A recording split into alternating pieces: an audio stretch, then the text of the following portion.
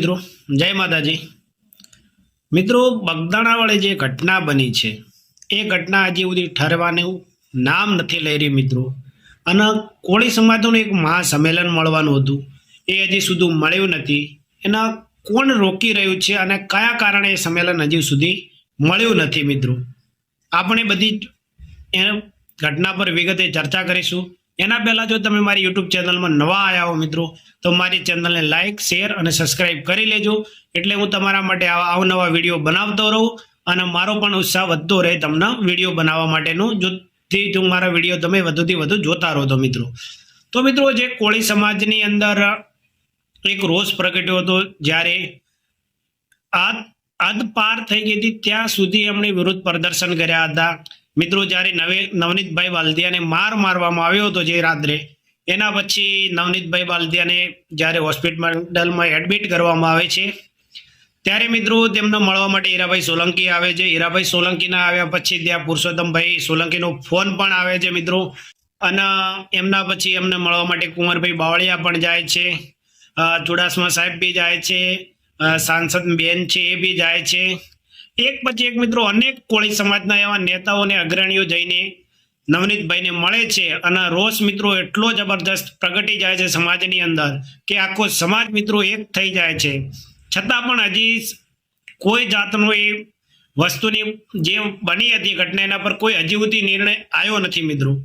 એ ઘટના બન્યા પછી પીઆઈઓની બદલી કરવામાં આવે છે, એસઆઈટીની રચના કરવામાં આવે છે, બધું એક પછી એક કરવામાં આવે છે, પણ મિત્રો એ ઘટના હજી સુધી કોઈ પણ વાતે એ ઘટનાની અંદર હજી સુધી કોઈ પણ જાતનું એવું નામ બહાર પાડવામાં આવ્યું નથી કે આ ઘટના આમણે કરી હતી, આ માણસે મરાવ્યા હતા નવનીતભાઈને, કે આ માણસોના કહેવાથી ગુંડા આવ્યા હતા, હજી સુધી મિત્રો ક્લિયર થયું નથી મિત્રો। જ્યારે પીઆઈઓની બદલી થાય છે, હીરાભાઈ સોલંકી આવીને કહે છે હોસ્પિટલની અંદર જ્યારે એમને મળે છે ત્યારે કે કંઈક એવું કરજો કે જેના કારણે પીઆઈની બદલી થઈ જાય। એના પછી પીઆઈ જે ડાંગર મેડમ હોય છે એમની બદલી પણ થઈ જાય છે અને એના પછી એ ચમકી ઉચ્ચારે છે કે આપણે ગાંધીનગરની અંદર જઈને મુખ્યમંત્રીશ્રીને આવેદન આપીશું।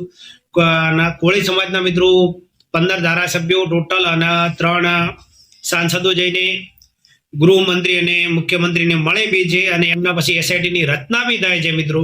પણ મિત્રો એસઆઈટીની રચના થયા પછી હજી કોઈ પણ જાતનું એવું બહાર નથી આવી કોઈ પણ વસ્તુ હજી સુધી કે આ ભાઈ નવનીતભાઈને માર મરાવડાયો હતો, આ કારણે માર માર્યો હતો અને આના કારણે માર મારવામાં આવ્યો હતો મિત્રો।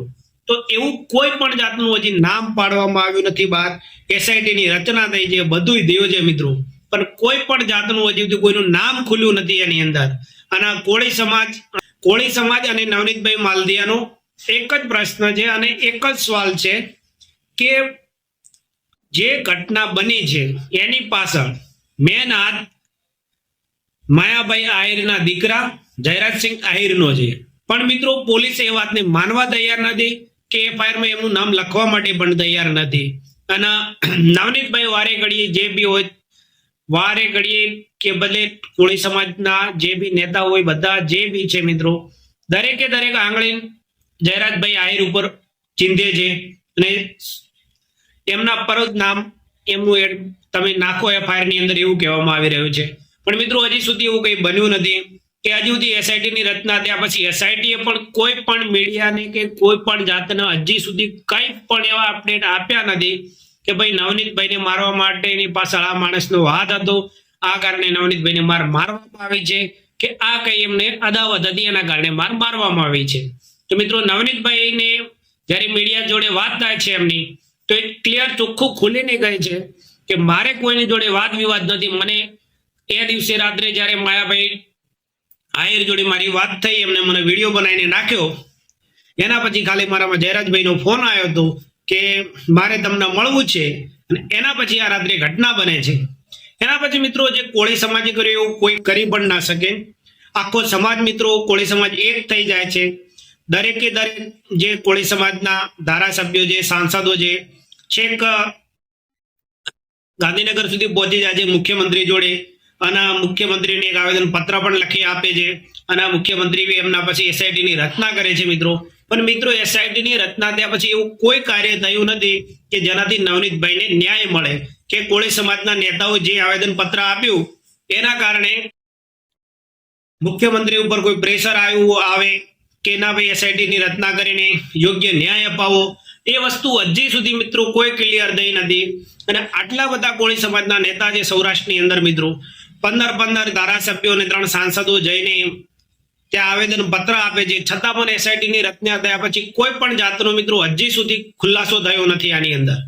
તો મિત્રો તમને શું લાગી રહ્યું છે કે જ્યારે એના પછી કોળી સમાજના એવા નેતાઓ હોય છે કે જે બી યુવા હોય છે બધા આત્મવિલોપનનું કરવાનું કે છે, એના પછી પોલીસ બધાને ઉઠાઈ બી જાય છે, તેમ છતાં મિત્રો 4 યુવકો મંદિરની આગળ પહોંચી જાય છે ત્યાં બગદાણા, અને પોતાની જાતને નુકસાન પહોંચાડવાની કોશિશ કરે છે. એ પહેલા પોલીસ એમને પકડી બી લે છે, બધું કરી લે છે. તો ત્યારે એ ટાઈમે એમના વકીલ હોય છે એ એવું કહે છે કે જ્યારે પોલીસ જે નિર્દોષ માણસો છે અને જે છે એમના બધાને ઉઠાઈને જઈ શકતી હોય છે, ઉપાડી શકતી હોય છે, તો જે માણસે આ કૃત્ય કર્યું છે એને કેમ નથી ઉપાડતી, કે એનું નામ કેમ એફઆઈઆર ની અંદર નથી નાખી રહી પોલીસ? તો મિત્રો આ બધી ઘટનાની પાછળ તમને શું લાગી રહ્યું છે કે જે કોળી સમાજના નેતાઓ ભાજપની અંદર છે એમના ઉપર કોઈ ઉપરથી પ્રેશર છે કે ભાઈ તમે આ ઘટનાને અત્યારે ત્યાં જ પતાવી દો ધીરે રહી, અને કોઈનું નામ બહાર ના આવવું જોઈએ એવા અંદર ખાને મળી ગયા છે? કે તમને શું લાગી રહ્યું છે મિત્રો? અમને તો એવું લાગી રહ્યું છે કે ભાઈ કોળી સમાજના આટલા નેતાઓ છે, પુરુષોત્તમભાઈ સોલંકી જેમનું મિત્રો નામ જ કાફી છે, પુરુષોત્તમ સોલંકી એ કોળી સમાજનું એક મિત્રો રતન છે, અને પુરુષોત્તમભાઈ સોલંકી બોલે એટલે પતી ગયું મિત્રો. પુરુષોત્તમભાઈ સોલંકી અને એ મિત્રો એક એવા નેતા છે કે પોતાની સમાજ માટે કંઈ પણ જતું કરતા નથી. પણ મિત્રો આની અંદર કેમ વિલંબ થઈ રહ્યો છે? આટલા દિવસો થઈ ગયા છે, હજુ સુધી કેમ ન્યાય નથી મળ્યો? કે મિત્રો એસઆઈટી ની રચના કરવા છતાં પણ નામ કેમ બહાર નથી આવી રહ્યું? અને એ બધું થવા છતાં હીરાભાઈ સોલંકી ત્યાં જાય છે, પછી પુરુષોત્તમભાઈના દીકરા ત્યાં જાય છે, એ બી એવું કહે છે કે મારા પપ્પાની તબિયત ડાઉન હોવાના કારણે તે અહીંયા નથી પહોંચી શકતા. પણ મિત્રો જો એ બધું હોય તો પુરુષોત્તમભાઈ સોલંકી જ્યારે ગોંડલની અંદર સભા યોજાય છે ત્યાં તો મિત્રો એ જાય છે જ્યારે માનદાતાનો કાર્યક્રમ હોય છે. તો મિત્રો ભાવનગરથી તો મિત્રો ગોંડલ તો બહુ દૂર છે, મારા ખ્યાલથી 150 આસપાસ પડતું હશે, અને બગદાણા તો મિત્રો 70-80 કિલોમીટર છે. ત્યાં જાય છે તો ત્યાં કેમ ના જઈ શકે? કે પછી એવું છે કે પુરુષોત્તમભાઈ સોલંકી આવી જાય તો સરકારને દબાણમાં આવીને જે બી નિર્ણય છે હકીકત એ સાચો આપવો જ પડે. અને મિત્રો પુરુષોત્તમભાઈ સોલંકી બોલે એટલે પતી ગયું કોળી સમાજની અંદર, એ તો બધાને ખબર જ છે. પણ મિત્રો હજી સુધી આની અંદર કેમ નિર્ણય નથી મળી રહ્યો? કેમ ન્યાય નથી મળી રહ્યો? એસઆઈટી ની રચના થઈ છે, એસઆઈટી બંને પીઆઈઓને જે બદલી થાય છે એમને પાછા બોલાવે છે, એમના પીઆઈ ડાંગરનું તો નિવેદન બી લેવાઈ ગયું. પણ જ્યારે મિત્રો પીઆઈ ડાંગરને બોલાવે છે એસઆઈટી પૂછતાછ માટે, ત્યારે મેડમ પણ વગર નંબરની ગાડી લઈને ત્યાં પહોંચી જાય છે, અને એમને મીડિયાવાળા જ્યારે પૂછે છે ત્યારે કોઈ પણ જાતનો જવાબ આપ્યા વગર એ ચૂપચાપ ત્યાંથી નીકળી જાય છે મિત્રો. તો મિત્રો કોળી સમાજનું મહાસંમેલન જે મળવાનું હતું તે હજી સુધી મળ્યું નથી.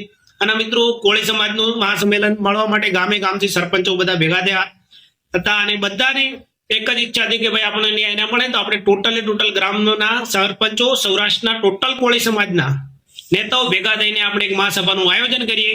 તો મિત્રો એ બધા એક પછી એક જેમને જ્યાં જ્યાં પૂછવાનું ત્યાં પૂછીને સભાનું માટેનું સ્થળ પણ નક્કી કરી લે છે. પણ જ્યારે આ વસ્તુ બને છે અને જ્યારે સ્થળ નક્કી થઈ જાય છે એના પછી મિત્રો કેમ એવું થાય છે કે સભાનું આયોજન કેમ નથી થઈ રહ્યું? કેમ આયોજન ના થયું? અને કોળી સમાજને કોઈ પણ કાર્ય કરવા હોય તો એના માટે સૌથી પહેલા અને સૌથી છેલ્લી રજા જે લેવાની હોય છે એ પુરુષોત્તમભાઈ સોલંકીની લેવાની હોય છે. તો શું મિત્રો પુરુષોત્તમભાઈ સોલંકી કહી રહ્યા છે કે એસઆઈટી ની રચના થઈ ગઈ છે, એસઆઈટી થી આપણને ન્યાય મળી જશે, એના પછી આપણે જો નહીં મળે તો આપણે આ સભાનું આયોજન કરશું? આ કયા કારણે મિત્રો આટલો વિલંબ થઈ રહ્યો છે એ હજી સુધી કંઈ સમજાતું નથી. કે આટલું બધું બનવા છતાં મિત્રો એક જ વસ્તુ છે, કોળી સમાજે એક જ વસ્તુ પકડી રાખી છે કે નવનીતભાઈને માર્યો એ તો પકડાઈ ગયા છે, પણ મરાવનાર માણસ કોણ હતો? વિડીયો કોલ કયા માણસને વિડીયોમાં બતાવવામાં આવી રહ્યું હતું કે આ ભાઈને અમે મારી રહ્યા છીએ?